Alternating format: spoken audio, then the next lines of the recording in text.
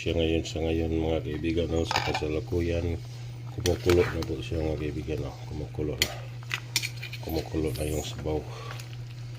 Okay, alright, ngayon palabasin natin ang mga lahat ng mga panakot.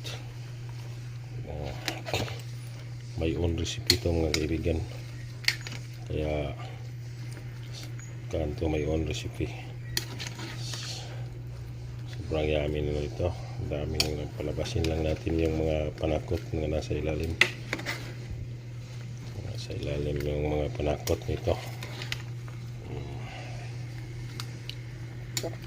Ang hirap pala mga kaibigan, yung isang kamay mo naka-video, nakaghawak ng phone para mag-video, tapos yung isa naman halo sa kan.